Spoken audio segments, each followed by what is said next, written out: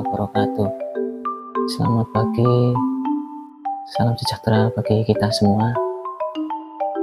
Pada kesempatan yang berbahagia ini, perkenalkan saya Halim Brilianto Kuncoro, nomor induk NIM 222252200005, akan memaparkan seminar pendidikan profesi guru dengan dosen penguji 1 Ibu Dwi Anggraini Siwi, MPD, kemudian dosen penguji 2 Bapak Habibur Rahman, MSI, lalu tidak lupa pada guru pamong Bu Suparti, MPD.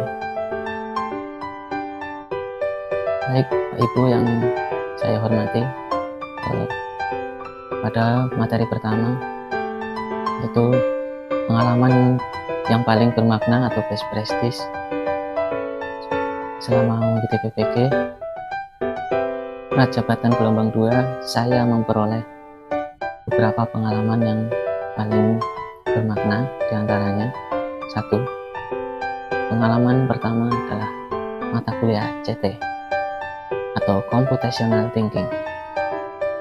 Mata kuliah CT atau Computational Thinking merupakan salah satu mata kuliah selektif yang dilaksanakan pada perkuliahan PPG Prajabatan gelombang 2, yaitu pada semester 2. Dalam mata kuliah ini, saya mengambil beberapa topik yang saya pilih sebagai berikut. Pada topik 1, saya mengenal dan mendalami tentang konsep dasar CT. Pada hakikatnya, bahwa secara tidak langsung CT telah melekat dalam segala aktivitas maupun kegiatan manusia dalam kehidupan sehari-hari.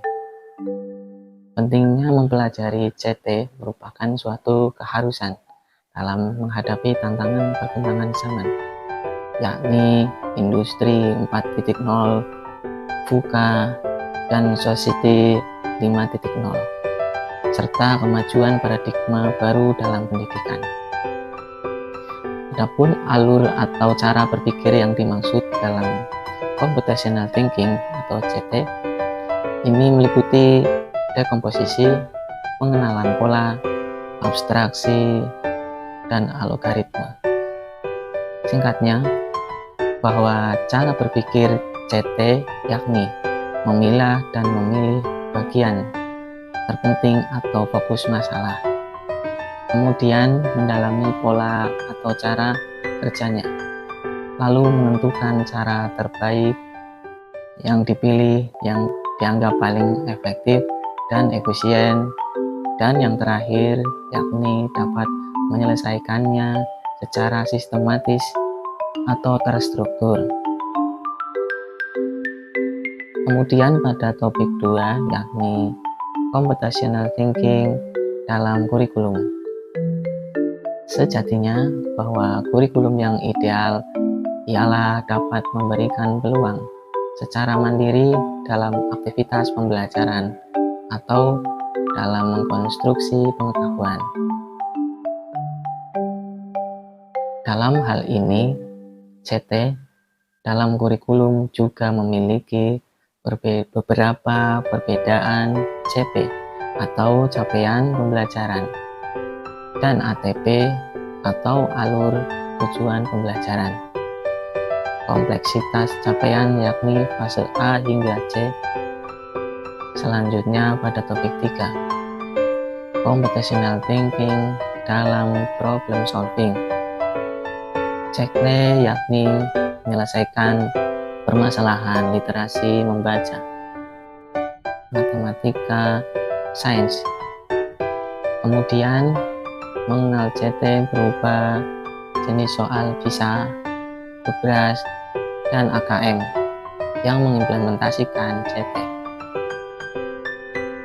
Untuk memperdalam pemahaman, kemudian saya berlatih mengerjakan soal mengenai beberapa soal tersebut dengan menerapkan fondasi CT. Kemudian pada akhir sesi secara mandiri memberikan refleksi tentang materi yang telah saya pelajari pada topik ini. Kemudian pada topik 5 yaitu computational thinking dan proyek, kaitan antara CT dan proyek. CT dan proyek berkaitan langsung pada perencanaan, implementasi, dan pengujian.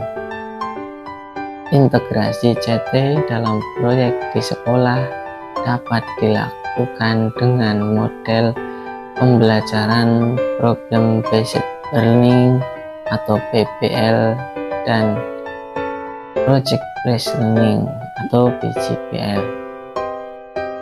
Selanjutnya pada topik 6 yakni integrasi CT dalam pembelajaran. Integrasi CT dalam pembelajaran pada sekolah dasar dapat dilakukan menggunakan model pembelajaran Problem Based Learning atau PBL dan Project Based Learning atau PJBL. Model ini melatih peserta didik dalam memecahkan permasalahan, juga melatih kamu menyusun RPP atau modul ajar yang terintegrasi dengan CT. Pada topik 9, materi pengayaan, topik CT dan proyek kreatif, proyek programming dengan Scratch. Pada topik ini berisi materi pengayaan tentang CT dan proyek kreatif. Computational thinking atau CT merupakan proses berpikir strategis untuk menemukan solusi yang efektif dan efisien saat menghadapi persoalan sederhana maupun kompleks. Konsep pembelajaran dengan melibatkan computational thinking melalui proyek programming dengan Scratch kompatibel dengan prinsip pembelajaran pada paradigma baru saat ini yang menekankan pada peningkatan keterampilan abad 21, yakni menguasai teknologi. Kurikulum Merdeka diterapkan pembelajaran berorientasi pada peserta didik. Diharuskan menerapkan pembelajaran yang menyenangkan sehingga dapat menciptakan kemerdekaan belajar, salah satunya dengan mengintegrasikan proyek programming dengan aplikasi Scratch ini ke dalam suatu pembelajaran. Proyek programming dengan aplikasi Scratch berupa kuis pembelajaran akan membantu peserta didik untuk berpikir logis. Artinya, saat membuat keputusan penting, memecahkan masalah, menghasilkan ide-ide kreatif, dan juga menetapkan sebuah tujuan. Semakin kuat keterampilan berpikir yang dimiliki, maka peserta didik akan semakin mudah menemukan solusi atas permasalahan yang terjadi dalam kehidupannya. Kemudian, pengalaman paling bermakna yang kedua yaitu mempelajari mata kuliah praktik pengalaman lapangan 2 atau PPL 2. Pelaksanaan PPL memberikan makna penting tentang pengabdian diri sebagai sosok guru yang mentransfer ilmu pengetahuan secara langsung di dalam kelas. Pengalaman ini saya terapkan melalui metode lesson study yang meliputi tahapan plan atau perencanaan, do atau pelaksanaan, dan see atau pengamatan. Adapun pembelajaran yang saya lakukan selama PPL 2 yakni praktik mengajar terbimbing dan praktik pembelajaran mandiri. Berdasarkan observasi bahwa kurikulum pendidikan saat ini harus memenuhi prinsip kemerdekaan belajar yang memungkinkan peserta didik untuk berperan aktif dalam mengembangkan potensi yang dimilikinya masing-masing secara nyaman. Meskipun sudah berganti kurikulum terbaru, tetapi praktik pembelajaran yang diimplementasikan umumnya masih bersifat konvensional sehingga kurang efektif dalam menggugah minat atau motivasi belajar peserta didik. Saat ini telah banyak diterapkan salah satu model pembelajaran yang relevan dalam meningkatkan kualitas proses pembelajaran, yaitu model pembelajaran PBL atau Problem Based Learning. Model ini berfokus terhadap masalah yang dianalisis sehingga memungkinkan peserta didik untuk melakukan penalaran yang kritis. Adapun model pembelajaran tersebut juga saya implementasikan pada kegiatan PPL, yakni pada pelaksanaan praktik mengajar terbimbing, yaitu pada kelas 3 yang masih menerapkan kurikulum K13. Menurut saya, penerapan kurikulum tersebut saat ini cenderung kurang relevan dengan kemajuan teknologi. Penerapan media juga hanya terbatas dalam pengamatan saja, seperti penggunaan alat seperti laptop maupun layar proyektor yang hanya sebagai objek pengamatan dan kurang dimaksimalkan fungsinya sebagai penunjang yang inovatif dalam pembelajaran, sehingga tidak mampu melibatkan keterampilan berpikir peserta didik secara langsung. Kemudian, desain invensi atau inovasi pembelajaran yang saya lakukan yaitu saya membuat desain inovasi berupa media pembelajaran berbasis aplikasi Scratch yang saya beri nama Boncabai atau Bouncing Cartoon Belajar Interaktif. Media tersebut disimulasikan oleh peserta didik kelas 3 yang terbagi dalam beberapa kelompok belajar secara heterogen. Adapun teknis pembelajaran melalui media Boncabai, yakni peserta didik memilih beberapa karakter kartun yang bergerak secara memantul dengan mengoperasikan kursor pada touchpad laptop dan menekannya dengan tepat mengenai sasaran karakter kartun tersebut, dan karakter kartun tersebut memberikan tanda centang atau indikasi yang menunjukkan jawaban yang tepat. Di samping itu, peran CT juga saya rasakan dalam membantu saya dalam mengembangkan media pembelajaran bernama Kubikasa, berupa kuis pilihan ganda berbasis Scratch yang saya buat. Peserta didik saat ini berdasarkan pengamatan melalui media tersebut, mereka menangkap informasi yang disajikan dan saling berkolaborasi aktif bersama teman kelompoknya, kemudian menganalisisnya dan menghasilkan keputusan yang tepat.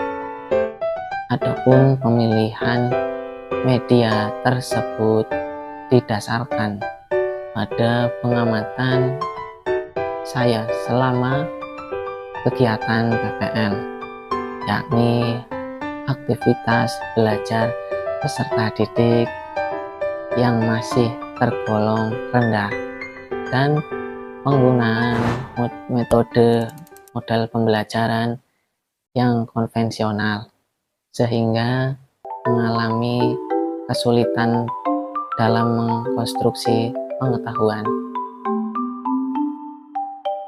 Selain itu, perkembangan peserta didik sekarang ini sangat erat dan selalu beriringan dengan pesatnya laju kecanggihan teknologi, sehingga di dalam pembelajaran guru dapat mengintegrasikan serta memperkenalkan teknologi dalam pembelajaran sejak dini dan memberikan pemahaman tentang konsep berpikir CT agar peserta didik dapat menyelesaikan permasalahan seperti yang disajikan dalam media tersebut.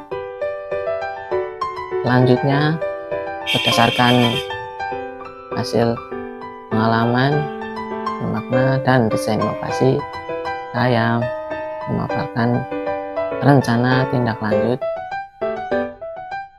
sebagai implementasi desain invensi di kelas yang meliputi 1. Mengidentifikasi keadaan dan potensi yang menunjang inovasi yang ada di sekolah atau kelas, melihat keadaan dan potensi yang dimiliki apakah mendukung untuk membuat media interaktif. Hal ini merupakan analisis awal sebelum merancang suatu inovasi pembelajaran berupa media pembelajaran yang disesuaikan dengan kondisi daerah atau sekolah. 2. Memetakan kebutuhan belajar peserta didik seperti kesiapan belajar, minat, dan gaya belajar. Dari hasil pemetaan tersebut menjadi bahan untuk merancang dan mengembangkan inovasi berupa media yang sesuai dengan kebutuhan peserta didik. 3. Mengaitkan pada materi pembelajaran dari hasil pemetaan kesiapan belajar, minat, dan gaya belajar, lalu mengintegrasikan dan mengaitkan pada materi pembelajaran tematik seperti halnya di kelas 3, yakni tentang ciri-ciri makhluk hidup. 4. Menentukan strategi dan asesmen yang akan digunakan untuk mencapai tujuan pembelajaran. Dalam pembuatan media tersebut juga ditentukan strategi dan asesmen yang digunakan serta tujuan pembelajaran yang ingin dicapai agar inovasi berupa media ini dapat mencapai target yang diharapkan. Misalnya, dengan membuat RPP pembelajaran tematik kelas 3 tema 1 pertumbuhan dan perkembangan makhluk hidup dan subtema 1 ciri-ciri makhluk hidup pembelajaran 1 yang memuat strategi asesmen serta tujuan pembelajaran yang menggunakan media berbasis Scratch ini. 5. Merancang dan mengembangkan media pembelajaran berbasis aplikasi Scratch untuk pembelajaran tematik maupun pembelajaran pada kurikulum Merdeka. Terakhir, 6. Mengaktifkan peserta didik untuk menggunakan media yang telah dirancang. Media ini digunakan untuk KPD kelompok dan soal evaluasi berupa soal pemecahan masalah atau kuis. Guru mendorong peserta didik aktif dalam pembelajaran dengan menggunakan media pembelajaran secara mandiri dan kreatif. Selanjutnya, membangun paradigma baru terhadap makna guru. Seorang guru tidak hanya mengajar dan mendidik, tetapi merancang suatu pembelajaran yang sesuai dengan kebutuhan peserta didik dan berorientasi pada penguatan kompetensi dan karakter yang sesuai dengan profil belajar Pancasila. Peran guru menurut Ki Hajar Dewantara adalah guru sebagai teladan, model sekaligus mentor bagi peserta didik dalam mewujudkan perilaku yang berkarakter meliputi olah pikir, olah hati, dan olah rasa. Konsep guru menurut Ki Hajar Dewantara adalah menerapkan sistem Among dan Tutwuri Handayani.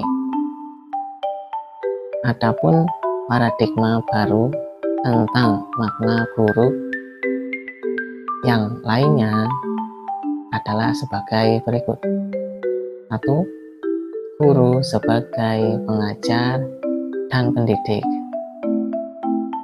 Guru mengajar dan mendidik peserta didik agar memiliki kemampuan dalam ranah kognitif, afektif, dan psikomotor. 2. Guru sebagai pemimpin dan organisator. Guru memimpin dan mengorganisasi peserta didik sesuai dengan kebutuhan dan karakter peserta didik agar dapat mencapai tujuan pembelajaran yang diharapkan. 3. Guru sebagai demonstrator. Guru mendemonstrasikan nilai-nilai, norma, materi pembelajaran, dan sebagainya agar mudah untuk dipahami dan diterapkan dalam kehidupan peserta didik. 4. Guru sebagai motivator. Guru memotivasi peserta didik untuk giat belajar, menggali bakat dan minat peserta didik, dan meningkatkan keaktifan serta antusiasme dalam belajar. 5. Guru sebagai inspirator. Guru menginspirasi peserta didik dengan memberikan teladan atau nilai-nilai yang baik sehingga dapat dicontoh oleh peserta didik. 6. Guru sebagai fasilitator. Guru memfasilitasi kebutuhan belajar peserta didik, gaya belajar, media yang efektif dalam pembelajaran, dan sebagainya. 7. Guru sebagai pembelajar sepanjang hayat. Meski sudah menjadi guru, kewajiban belajar harus selalu dilakukan karena belajar adalah sepanjang hayat dan dapat meningkatkan kemampuan dan keprofesionalan guru. 8. Guru tidak boleh memaksakan keinginannya terhadap peserta didik. Guru bukan memaksakan keinginan kepada peserta didik, tetapi guru dapat memenuhi kebutuhan belajar peserta didik. Misalnya, memfasilitasi kebutuhan belajar peserta didik yang berdiferensiasi. Pentingnya integrasi kemajuan teknologi secara positif dalam pembelajaran yang menciptakan inovasi pembelajaran. Di zaman yang berbasis teknologi ini, maka pembelajaran juga harus mengikuti perkembangan dan tantangan zaman. Salah satu cara untuk menciptakan pembelajaran bermakna dan berkualitas tinggi yang diharapkan dalam kurikulum merdeka adalah melalui pembelajaran yang berorientasi kebutuhan, kemampuan, dan karakteristik setiap peserta didik. Beragam model pembelajaran variatif dapat dilakukan guru untuk membuat pembelajaran bermakna, serta melibatkan peserta didik secara aktif, sekaligus menumbuhkan minat belajar peserta didik. Model pembelajaran tersebut diantaranya pembelajaran berbasis masalah atau problem-based learning, pembelajaran berbasis proyek atau project-based learning, maupun pembelajaran di luar kelas dan lainnya. Teknologi secara umum ditafsirkan sebagai apa saja yang dapat memberikan kita kemudahan dalam banyak hal. Teknologi juga memiliki dampak besar pada pendidikan. Kedua hal ini menjadi semakin tidak terpisahkan karena perannya yang saling berhubungan. Teknologi dapat dijadikan alat oleh pendidik untuk mempermudah proses pendidikan. Selain itu, peserta didik juga dapat menggali lebih banyak pengetahuan dan melakukan proses pembelajaran yang berbeda. Pembelajaran di kelas dapat dibuat lebih menyenangkan dengan menerapkan inovasi pembelajaran yang didorong oleh kehadiran teknologi. Pada era digitalisasi ini, hampir semua akses informasi dan materi dapat ditemukan di dunia maya, baik mengakses sebuah laman maupun aplikasi. Misalnya melalui pembelajaran berdiferensiasi. Selama pembelajaran berdiferensiasi, harus ada lingkungan kelas yang mendukung, di mana semua orang di kelas akan menyambut dan merasa diterima. Semua orang saling menghormati, peserta didik merasa seaman mungkin di kelasnya. Mengajar untuk mencapai keberhasilan peserta didik, pemanfaatan teknologi dapat menjadi pilihan guru untuk melaksanakan pembelajaran berdiferensiasi di dalam kelas. Hadirnya CT dalam akan berdampak positif pada pengembangan pola berpikir yang lebih maju dan kreatif, serta mampu mencetak generasi yang unggul dan siap dalam menghadapi tantangan di masa mendatang. Demikian pemaparan seminar pendidikan profesi guru. Apabila ada kesalahan dalam tutur kata, ucapan, saya mohon maaf yang sebesar-besarnya. Terima kasih.